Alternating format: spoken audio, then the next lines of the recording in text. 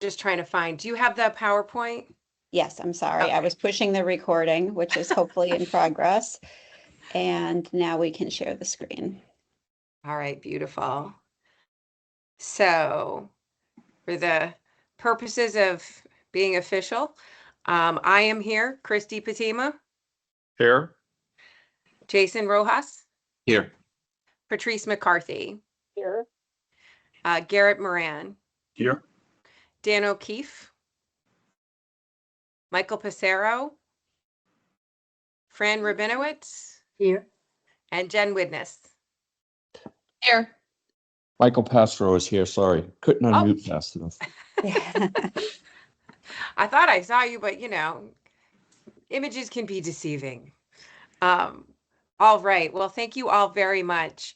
I appreciate, nothing like an 8 o'clock meeting to get us all rocking and rolling. We have minutes from the last meeting. I believe they were attached in the agenda that was mailed out by Amy. So I don't know if there's any adjustments or corrections to those that you'd like to offer. All right.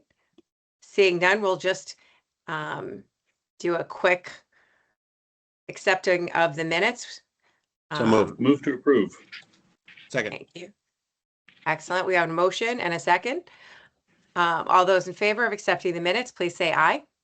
Aye. Anyone opposed? Or any abstentions? All right, then we are rocking and rolling on our agenda here today.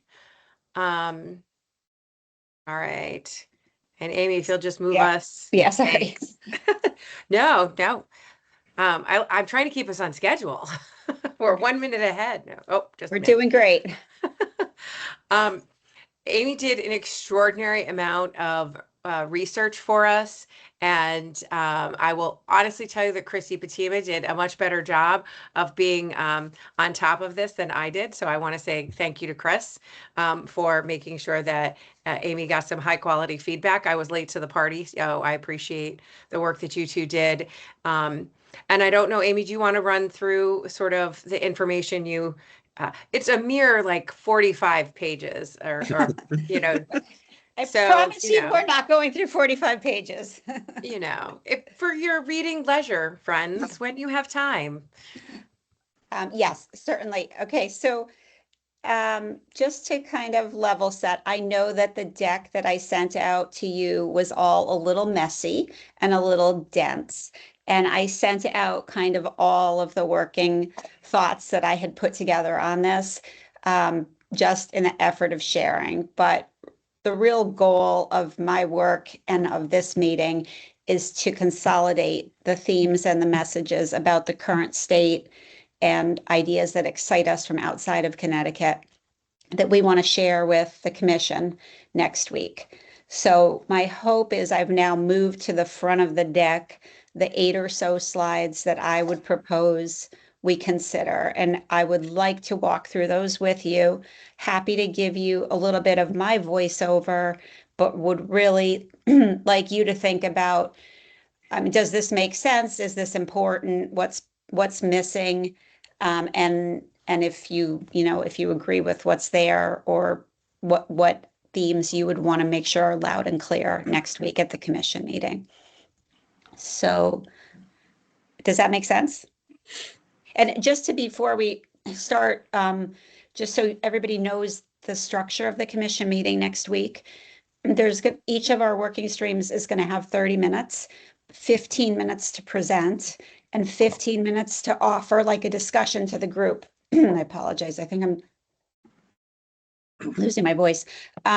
So think about this in that context. We only have 15 minutes to present, so we're not going to be able to, especially in our very complicated and vast stream of work, get into a lot of the weeds, but we do want to make sure we're hitting the big messages. Okay, so that said, I took a stab at putting the vision that we talked about in our last meeting into a visual. And what I would say I heard is that the current state is fragmented and complicated. and policy and funds and data are running to all sections of what would be a career pathways system today. And so it's very hard to kind of look at it in a focused manner.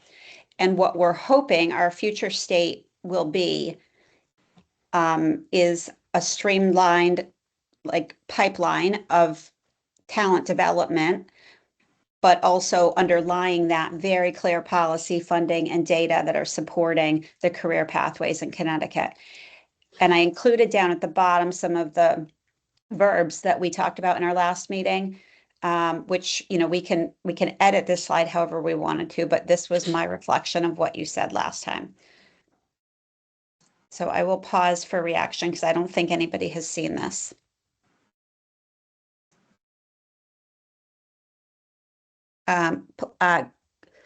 Jason, please go ahead. And if you see other people's hands up, I'm going to have trouble managing both the hands and the slides. Yeah, no, thank you. I mean, I looked at I skimmed through the deck quickly last night, and I'm a little trepidation in asking this question, given who is in our audience here. And I get we want to get a giant picture of the kind of the continuum, right, of preparation for the workforce, and obviously that begins with early childhood. But I couldn't help think that does it need to be reflected here? And I know that's kind of a weird question, but I figured I would put it out there when I'm thinking of, like, it seems overwhelming to think about this system from early childhood through workforce. And I'm just wondering if there was more value in focusing and again, defer to others on here, like I often hear people about, we need to engage kids in middle school, right? When that's when they're really beginning to think about high school, which obviously leads to the post-secondary part, knowing that it really begins with early childhood, right? But for purposes of this work, I just wondered if it was too much to begin all the way with, age 3 to think about that continuum when the outcome that we're trying to get is really connect people at a point in their life to an opportunity to earn a credential, which is obviously later in life. So I just wanted to throw that out there. I think, or if I could chime in, I think, Jason, a similar reaction, except that early childhood is very relevant for workforce, for allowing families to, both partners in a marriage to get to work. And the data on that has been quite dramatic. So if we wanted to create, great career paths, getting a strong foundational early childhood program is a big deal. And maybe it's just a subsidiary of workforce, but so not focused on the 3-year-olds, but focused on their parents. Yeah, no, go ahead. Sorry. Go ahead. I was just thinking that perhaps it could be combined with K-12. You could just put pre-K-12. But I hear Garrett's thinking as well. Pre-K-12 would be fine with me. And we're always trying to ensure that pre-K gets in there. I'm not quite sure of post-secondary options and workforce. What's the thinking of separating those two? What does that mean? Well, since I made it, I can chime in. My definition of post-secondary options include 2-year, 4-year, and training programs or certificate programs, which may precede an actual job. Yeah, and I thought that might be it. And so what I'm thinking is I have a very difficult time with school districts buying into, I'll be honest with you, especially some of the upper suburban districts, buying into the idea of career pathways. We don't need that. It's for those kids that are just going to school after, going to work after high school. Somehow or other, I'm in my work with Miguel and what we're doing, it's trying to tell everyone that you need this, whether they're going post-secondary or workforce.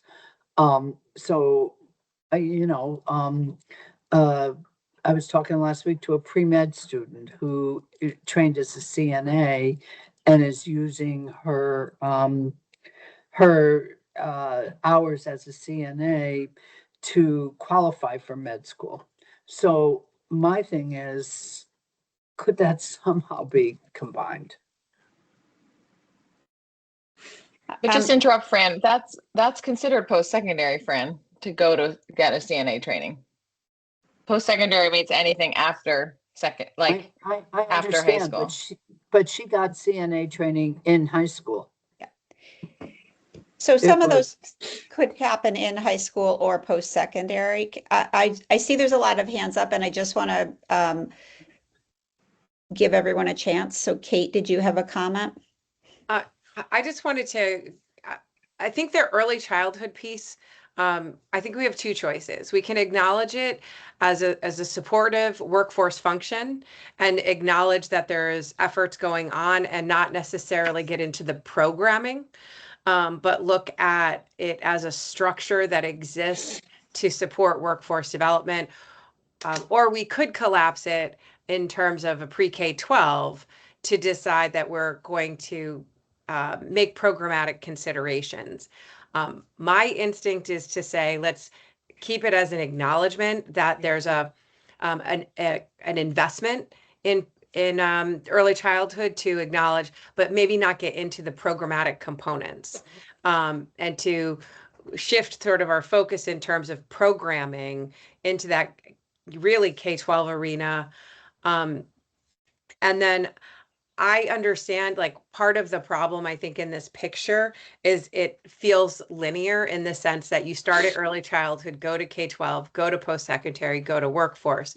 And I think the challenge is that we've been trying to collapse that post-secondary workforce as not a step-by-step, but rather an option, that we have some students that go directly to workforce and not create an arbitrary, like, you must do this to do that. So this could be something as simple as, we don't want to make it look linear, but make it like that post-secondary workforce look as one. Yeah, So I can see that would be an easy switch. So you're basically saying just merge those two boxes and put them possibly like together. up together. Yeah, that That's- would be my recommendation, because right now we are fighting that idea that you have to go do this to do that. And in many cases, it's a really good option. But to Fran's point, we do have kids who are getting EMT training and manufacturing training all in high school, and who go directly into the workforce. And so we don't want to dismiss that as a conversation point, because it's been such a pronounced one among our I think school districts. So that would be I think visually we don't want to make it look like a linear progression, as opposed to these are the spaces of influence we have. So Okay, I'd like to give, I think Patrice had a comment, and are you okay? Kate covered it. Thanks. Okay, great. Okay. In the effort of, there's a lot to cover in this deck. Can I take the next step to combine post-secondary and workforce and think about how we leave early childhood in the mix?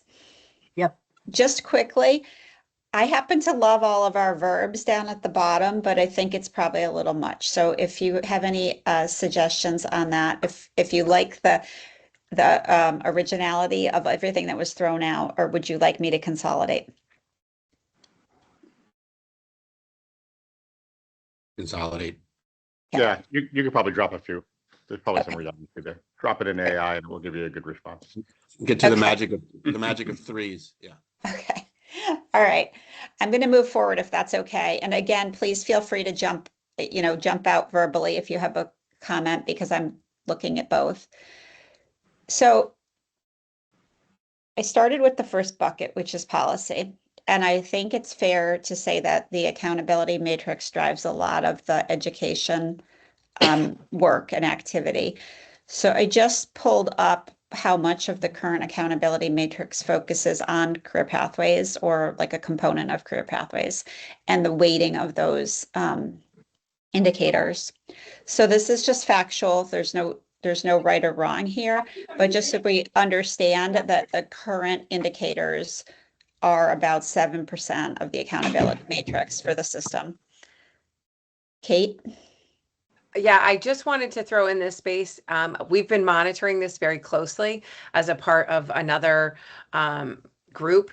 And I literally got an email yesterday that Indiana got a waiver from the federal government that we're picking through because, in the spirit of increasing the post-secondary readiness aspect to be, they're having a workforce component. Indiana's waiver reduces reliance on academic metrics like this, like the SAT, and incorporates a greater weight for either credentialing or other, what they talked about as other academic achievement metrics that were intended to grow the weight of sort of the workforce readiness component. So I just want you to know that that is out there, because we were told about a year ago, good luck, we're never going to be able to move anything.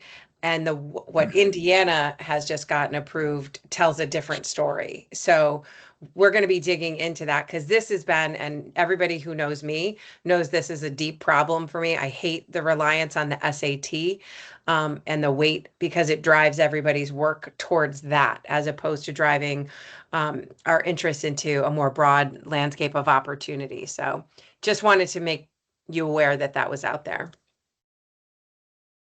Thank you. And Kate, it would be great, I think, just to have, I'll follow up with you, but like a little bit on what that work group is doing, if this slide is gonna stay in our presentation to the commission, even if it's just to have like an understanding for the conversation. So what I did when I looked at this was go and look at some other states, and how much of their accountability matrices are weighted towards college and career pathways. And it is, from what I can find out, quite variable, but Connecticut seems to be on the low end of the spectrum. And this slide, I'm not wedded to having it in our presentation. I wanted people to, give me their thoughts on it. We could certainly expand it to more states, or we could use some of this content as a voiceover. But I wanted to just have a context for where we fall.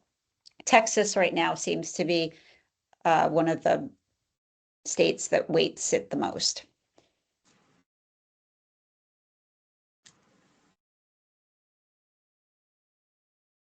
Thoughts on going deeper or eliminating this, Jen? I just think that we should be finding states, Amy, where we are equivalent in our economy. So I'm just a little worried about Texas and Tennessee as our, I mean, obviously I'm post-secondary person on here, but like, I don't think Texas and Tennessee have the same economy as Connecticut. So like, I just want to see what North Carolina or Massachusetts, New York, like states where we have a comparable need for Right. Yep. education. I think that's a very fair point. So I will get that, and then we can decide if it's something that we want to use a slide on or have in our back pocket as information. Does that make sense? Yeah, that makes sense. Fran. And I'm Fran. Amy, could you go back to that previous slide again for a minute?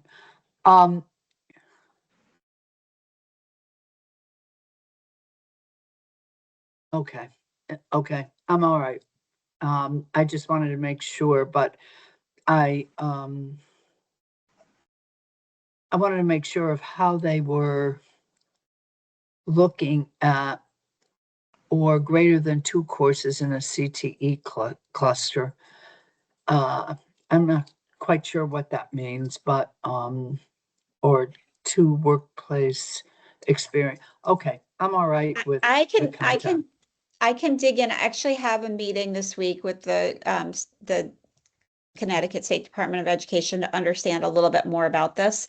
So I can dig in and make sure the definitions are correct. This is what I got from secondary research. Yeah, I would just like to see exactly what they're, because I just want to make sure that all of the districts that have workplace or career pathway, internships, etc., are included in that kind of a metric. I'm not sure. Okay. We It's a will little get, bit dated. It's dated is what I'm saying, I think. okay, I will make sure that I know exactly what's being counted towards Thanks. this. Thank you. You're welcome. Okay, so that was, I kind of stopped there for policy, but if anyone feels like there's something that we would want to dig into that I mean, there's a lot of policies that support activity and career pathways, but this one seems to be the one that will be the biggest. So the next thing I start to look at is funding. And the message on funding is that we can't give a specific price on how much we're investing in career pathways today, partially because we don't have a clear definition of career pathways. But what we do know is that there is a lot of activity, and there is money being spent on activities that support career pathways. So my suggestion to the group would be, as we get further in this work, it is likely that reallocation of funding will be necessary. So understanding some of these streams of funding at a lower level of detail is probably something that we need to do in our work stream. But for right now, this slide just captures the basic funding streams that I was aware of. And I think there's one or two things that need editing on here, but it's just a quick landscape. And I see Jen has her hand up. Jen? Yeah, the pack, I think I put it, the pack number is definitely higher than 7.7. Finish line scholars is 7.7, but pack is probably at least 40 at this point. I think I sent the number, but I can You resend did it. send the number, and this is, I actually have in my next steps to talk to you about, there were two things that you sent that I was just having trouble figuring out. So I'm sure it's on me, but I would Okay. love to go back through this with you. Okay. And I just, sorry, I just don't know if we want to include Pell Grants, because like, I don't know. I mean, I don't know how you reallocate Yeah, I something kind that's of, like determined by the federal government. I don't disagree with you. I think the idea was that it does support students getting the education, but it's a little bit peripheral. Are there any opinions on that? I would not be inclined to include Pell Grants simply because of, I don't know that they're not gonna help us to do anything, in all fairness. I think they're something that exists out there, but I don't know that they're necessarily a driver of much of anything at this moment. And I don't do want think- to artificially, it's like I struggle with, yeah. ECS also, because I don't want to artificially inflate these numbers and make people be like, oh, we have all this money and we could just move it around. I think that was what I also think the ECS maybe comes off, although from the other states that we've interviewed, it is a little bit about using the funds that you have in a slightly different direction. So maybe what we should do, I have a suggestion on my next slide. So if I could explain that, and then maybe we could come back to this. I just wanted to add that Workforce Pell is an opportunity to design short-term programs in Connecticut that qualify for Workforce Pell. So I do think that is an opportunity, because that's credit and non-credit programs that we have nothing really. We only have a couple of programs that are eligible for that right now. So just as like a future funding stream for short-term training, it would be interesting, Amy, to be strategic about that new grant program. Yeah, we should definitely mark that as like opportunity.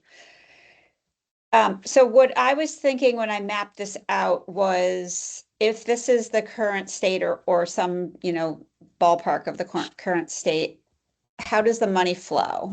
And please don't try to get your head around this, because I can't even. But I took what I knew and honestly used AI to build this chart.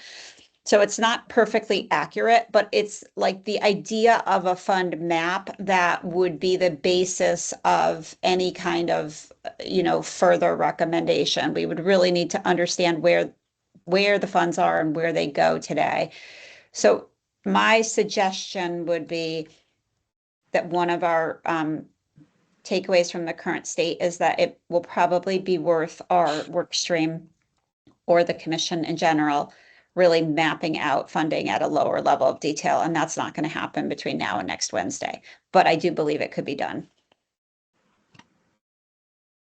So I like the idea of this slide, but it's not necessarily accurate. I can certainly simplify it, clean it up a little bit, make it a little more accurate before next Wednesday. But I don't think that we'll be able to get it to the point that it's, a detailed map that's completely accurate. So what are people's thoughts on showing this as a potential for an activity, or is it too complicated and messy and risky? I think part of the message, I keep thinking about how freaking complex and messy it is. And somehow I feel like that's what we're trying to solve for. So showing people this might I think most of us know how complex and messy and kind of it is. And I don't know if others need to be reminded of it, but it almost seems like we should be trying to solve for this. Yeah. That is the message I'm hearing or I'm feeling and seeing from the research that I've done. So, Jen? You might want to I would just add at the state OWS, I think, because it complicates things a little bit more, but it's just something to know that is there as an active partner in this, in between sort of CT, SD, and DOL. Yes, that's a good point. So. Amy, I was going to just add to Jen, and there may be other people missing at the lower level. If this is potentially the future state, one thing to do would be to remove the names and just bucket not put the organizational names on here. Just have Hartford, Bridgeport, New Haven, for all of them, CTE program, dual enrollment, not list CSCU and UConn, and we could do that at a later time as we insert the players, because to Jen's point, at the top level, OWS is missing. But is this the future state or the current state? Because in the future state, maybe we only want, like some other states have done, to be one top level organization, and then it disseminates from there.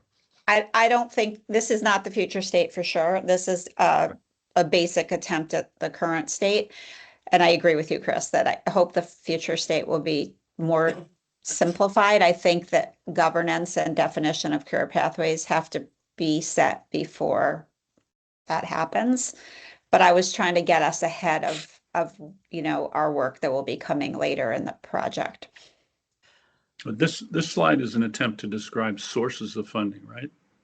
Yes, and where they go in the yeah. Who's administering them, and then how they flow through the system into programming. I think that the emphasis in the district space, it's a little bit strange to have 6 districts called out that specifically. I would prefer us to, I'm not quite sure what we're trying to call out in those boxes, but it creates a weird weight on 6 districts or a weird emphasis that I'm not sure is necessary in this space. I think we're trying to get at that. Actually, I wasn't sure with that bar. Is that the ECS monies again? Because they're iterated up under the SDE as ECS money is indicated up there. And then I don't know, is that the district investments or is that the districts receiving state? I think that's alliance grants, which is part of ECS. These are the alliance districts and their ECS funding, but I agree with you, Kate. There's no reason.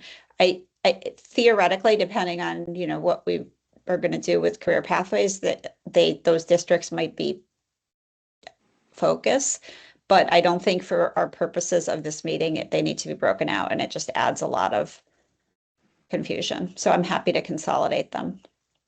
Yeah, I mean, I would definitely consolidate, and if there's an interest in doing the distribution of alliance and non-alliance, um, because there's a funding differential, but that would be the kind of the most discreet I would go on that. Yeah, and the only thing with Alliance is it's part of ECS that goes directly to the district rather than to the municipality. But it's still part of ECS, right? To my knowledge, yes.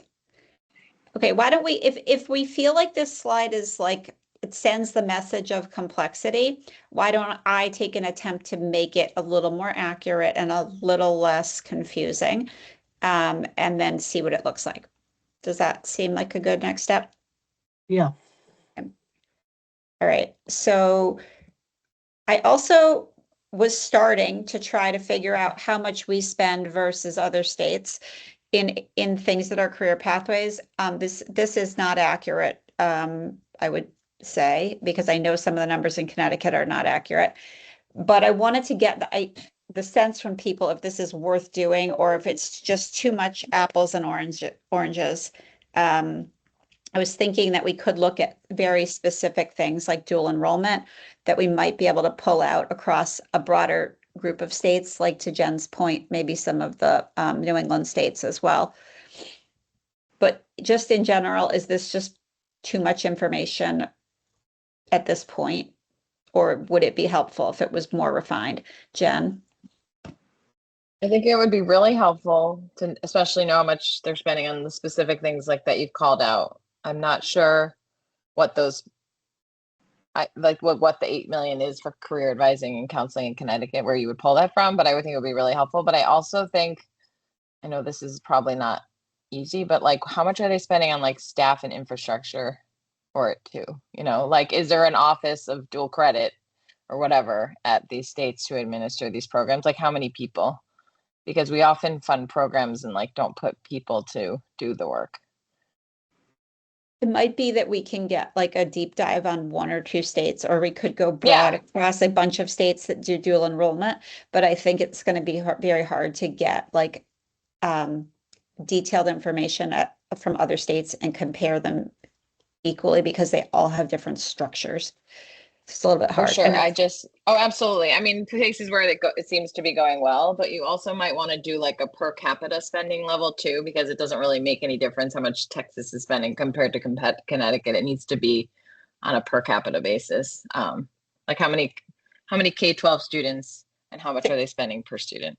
Yeah, that's down at the bottom. Again, the numbers are not perfectly right, but the red line at the bottom is the attempt to equalize it per student. But if you do it, I mean, if you do it for all the categories, then you can more readily see where the differences pop up. I mean, a lot of these states are going to be similar on a per capita for their federal funding, and then the state funding drops off a lot. Oh, that's actually an interesting. I was thinking about consolidating the federal funding and then pulling out some of the state and very specific streams and then doing it per capita. So Garrett, you're right, that would be interesting. I'm not even sure if the federal funding is worth complicating this slide with.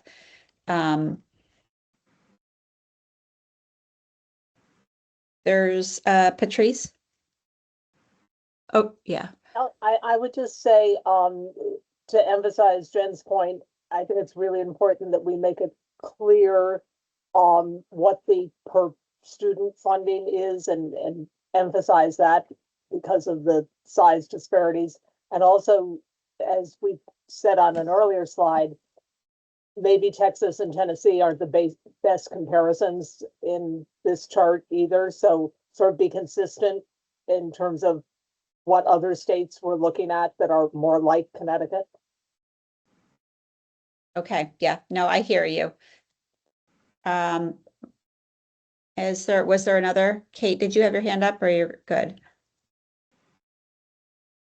I'm good. The only thing I want to make sure is that as we compare ourselves, we don't disregard that if Delaware or Tennessee or Texas are doing bigger intentional programs, that we do take that into account. I mean, I get that, Massachusetts and and they're going to feel a little bit more like, and North Carolina are going to feel more like us.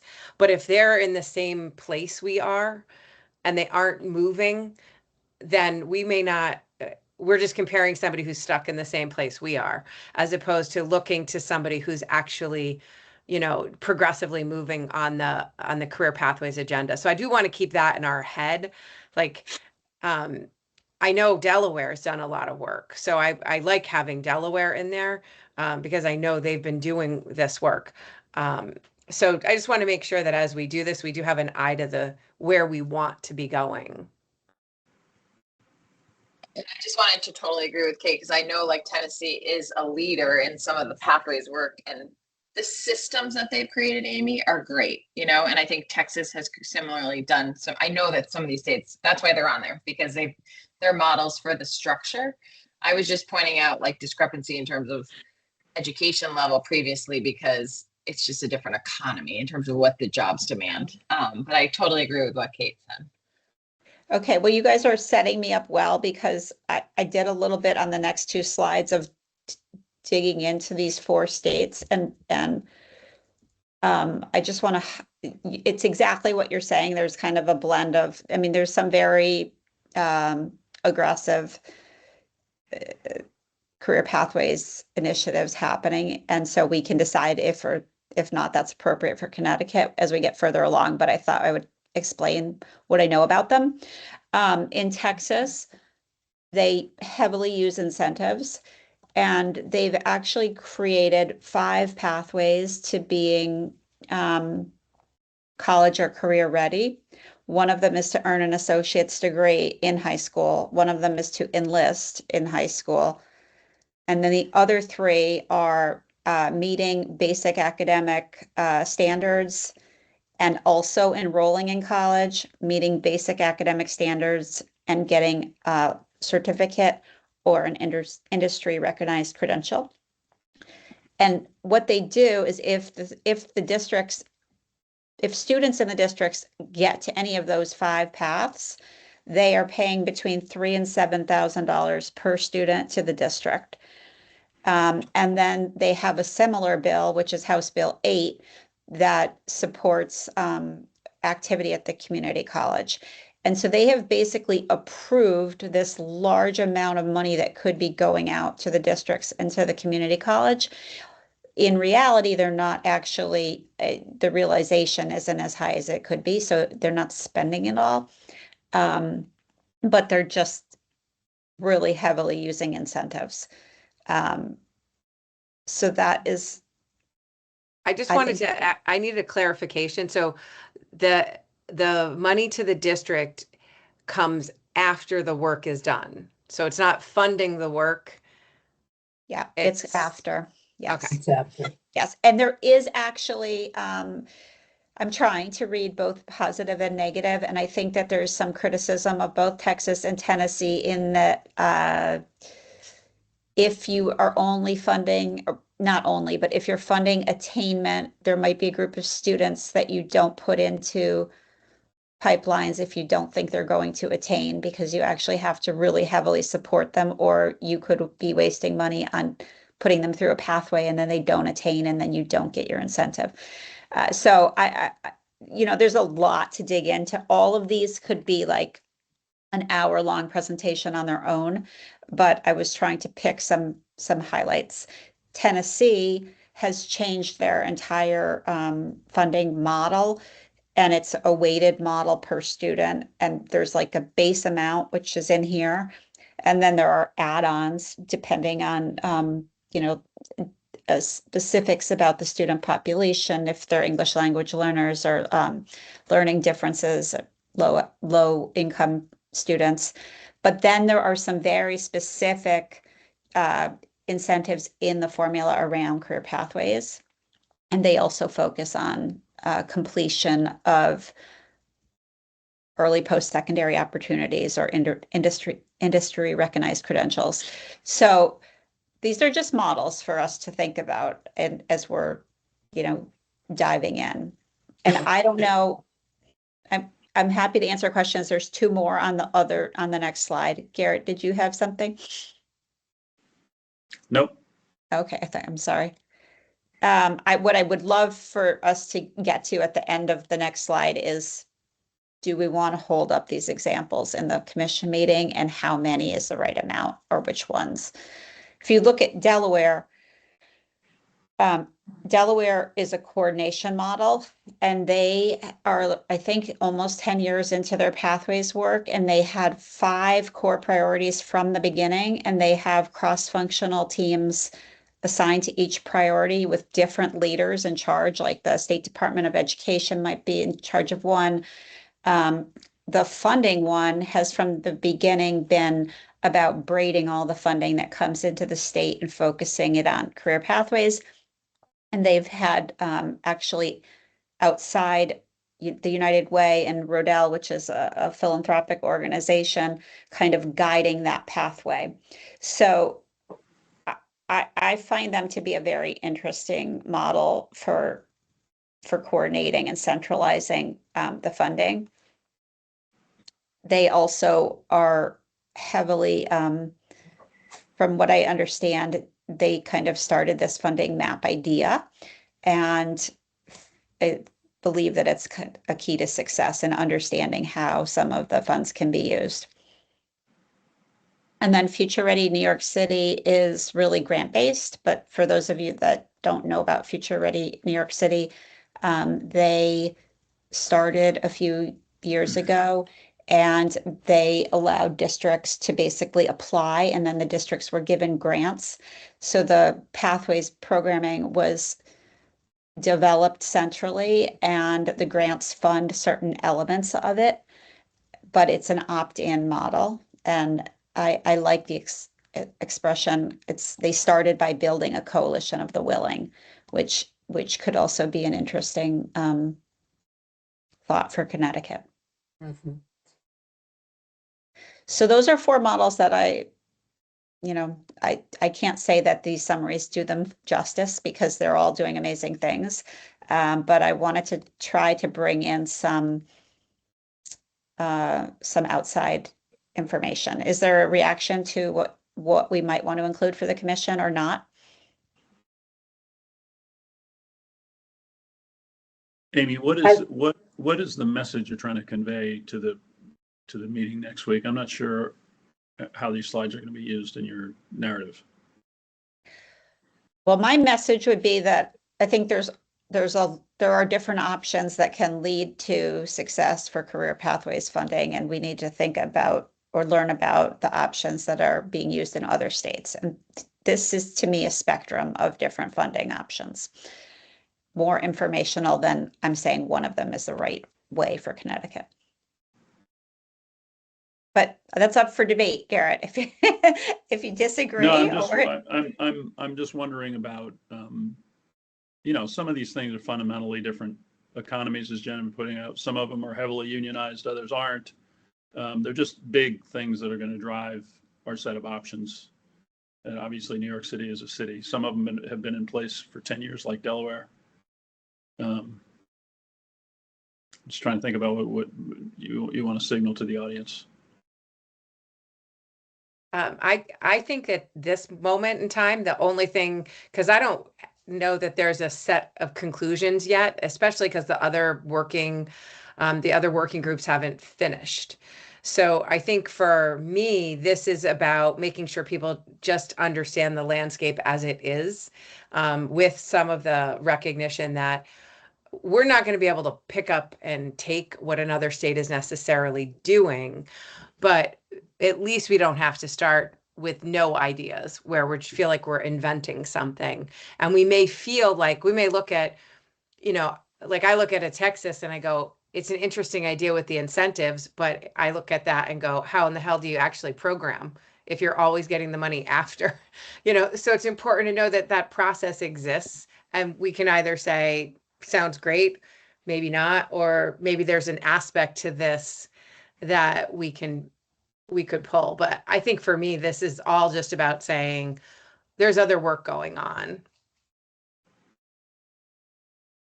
Jen? I think this is great for next week, and agree, like, just to share some other models that we could be looking at makes sense. What I'm worried about is all the questions that we're asking, Amy. for the next steps to like boil down like what is a comparable model for Connecticut based on how much we spend on ECS. Like Texas spends half as much money on K-12 than Connecticut. So it would be great to have $3,500 per student for dual credit, but like it just seems like a lot, you know? And I think, Amy, like I have some resources, I'm sure others do too, to like I know this consultant in Texas who does all this work. And I just think SIP might need to have some help, like with some folks in this world to say like, here's what we see all across the country, and here's what we understand with Connecticut, and here's some models that may be more realistic. I mean, I think these are great ideas to start, and I think it's perfect for next week, but I'd love to help you figure out who to talk to about who knows all these states really well and how it's working. That's what is that investment in Texas making them a more productive workforce? I completely agree with you. Yes, and I do think we are working on bringing in some experts from out of state, but we are always open to ideas. And what I want to think a little bit about is if there's just a simpler way, because I do think we could go down in the weeds on some of this, and that might not be a productive use of a big group's time. So if you want to think about it, I do want to go through I'm conscious of the time, and I want to go through the last few slides, and then I'm not going anywhere, but I'm definitely open this particular part of the deck to suggestions. I mean, all of it, I'm open to suggestions, but this is the part that I think we need to get our head around. The last kind of section of our work stream is data. And if you look at the current state for Connecticut, data and information on career pathways is held in a lot of different agencies. Currently, the Data Link CT is the best coordinator of the data. They have produced a workforce and education pathways report that they're planning to do annually. There is some limits on the data, and there is some limits on the report. But if you're taking a snapshot of what's in place today, this is pretty much it. In addition, all of these agencies do their own reporting. The State Department of Education has some very interesting reporting on dual enrollment and post-secondary outcomes, which we could highlight. I just wanted to start with this is the framework of the state currently.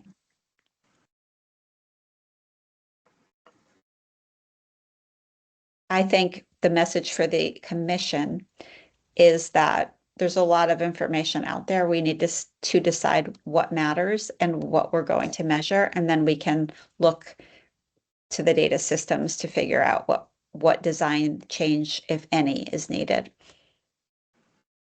But I would until agree, we've because I think each of those systems are collecting different data. So I would agree. we know that there's some limitations on the current data, out of state data, and some of the workforce data. And then some of the employment record information are the big limits that were reported to me. And I can bring those into the presentation if we want to. But for me, the message to the commission is around what is in place and highlighting some of the gaps that exist today.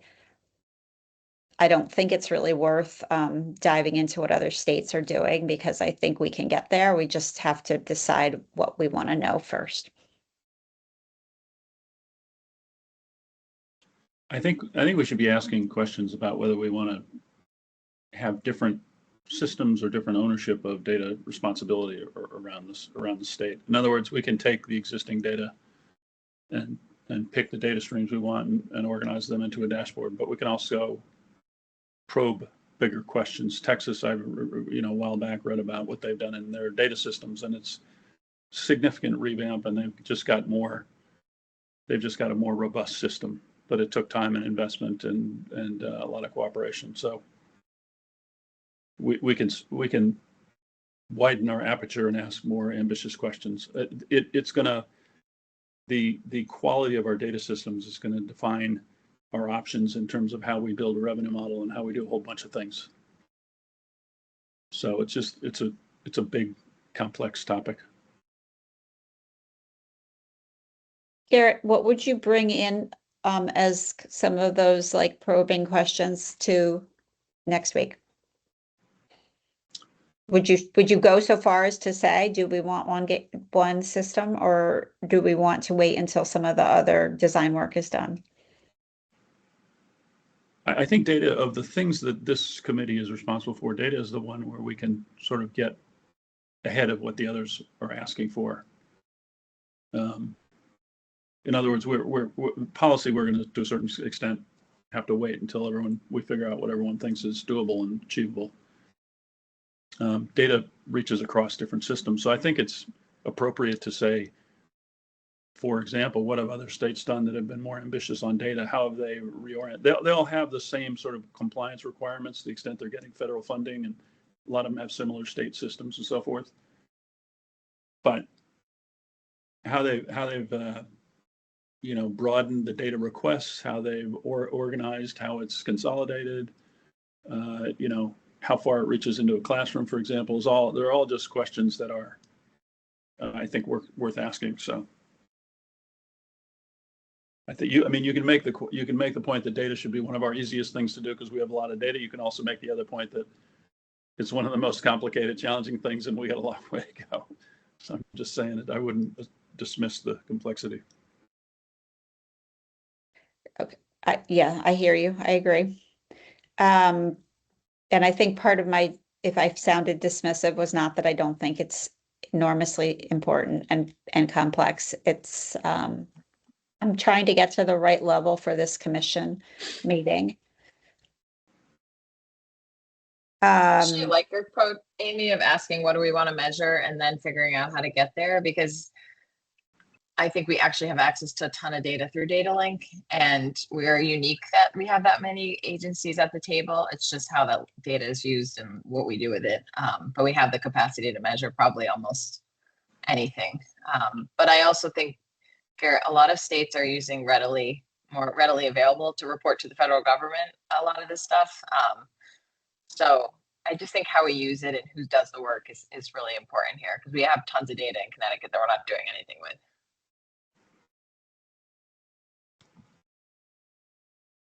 Okay. I think I have a lot of work to do.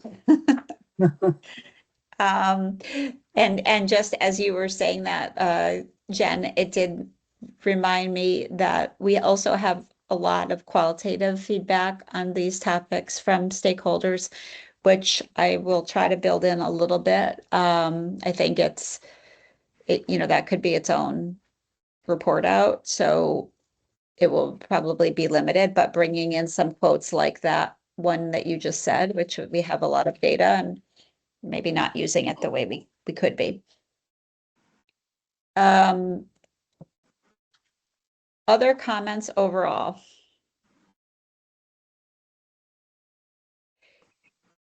I know we're getting to the end of our time, but I am going to have to ask for people to look at slides again, because I think we need another review round, and I think I would propose that I send those out on email unless people would like to have another meeting. I think you're probably best off, Amy, sending them an email and getting input, just because of the time crunch between now and next week. Okay. My goal would be to have something by Friday morning that is advanced. And I would welcome any direct feedback from any of you between now and then. I do think the messaging that I'm hearing right now, just to review it, is that this is for these areas are both very fragmented and complex, which I think everyone knows, but some of this work demonstrates that the accountability matrix will be an area that needs review.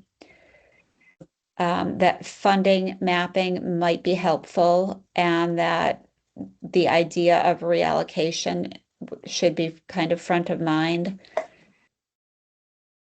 and that data does exist, but there are a lot of ways to organize data, and we may want to think bigger than we currently are. That's kind of my quick notes on what we said. What am I missing? When we talk reallocation of data, Amy, I mean reallocation of funding, I do understand that there is room for that. But there's also a need, I believe, for additional funding. Is that something we're I would say Also- that I would guess that you're right, but I would say that we need to hear what the design recommendations are coming from the other streams. I mean, I think that we're going to hear from some of the other work streams, and just to keep you all up to date, we are in the process of within SIP listening to what the other work streams are pulling together and going to be reporting at the commission meeting. So there would be alignment between the presentations. Jen? Just on that issue, I'm just thinking, you highlighted a lot of the big funding streams that may be more obvious, but to Fran's question, like, I know there's a ton of smaller programs that I'm not sure how impactful they are, that I'm sure are equivalent in K-12 that the state, I'm not saying like I want to like write a red line to get rid of them, but I just think there's probably some things that could be reallocated and have more impact if we had a runway for running, winding things down. I don't know. I'm sure there's line items like that all over the place that we could collectively find some resources without necessarily going after the big ticket items that like are kind of core. So it's just something to think about for later this summer. And I don't know what the K-12 folks think.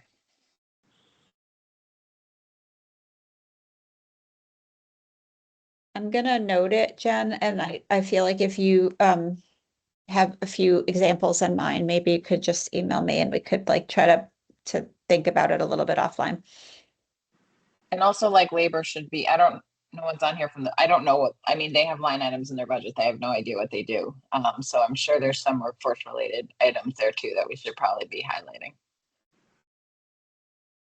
Yes.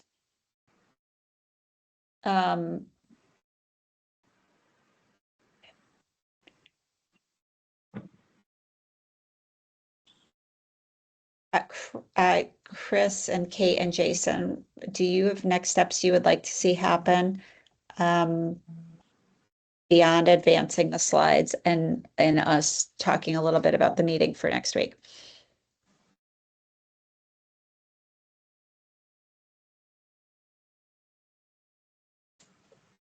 No, I think at this point, we're just trying to get a foundation, and we need some sense of where the recommendations are going to come in from other spaces for us to know, what other alignments we need to be, kind of trying. Like, I suspect, honestly, in the data, I think once we know where there's a landing pad a little bit, we'll have some recommendations that come naturally from that. Similar with funding. I think at this moment, we're just trying to get a base of where we're at and what are some of the options that might be available to us as in terms of programs and opportunities that have already existed. So I'm not really sure how much more we're, unless there's other pieces of data. I just haven't thought of it yet, but there might be. Yeah, I think that we're gonna have to, we could research this for another year. So I think we have to get a roughly right picture and acknowledge what you're saying at the beginning of the presentation, that especially in this stream, we're trying to get a lay of the land and ask some inspirational questions to guide, the future work of the commission. Okay, well, we're over time, and I am thankful for the time that everyone has spent and the level of engagement in this meeting. So very appreciative. I think that we can close the meeting and do some follow-up offline. Please feel free to reach out to me with any questions or concerns or suggestions. Thank you so much. Thank you, Amy, for your work. Yeah, thank you very much. Thank you.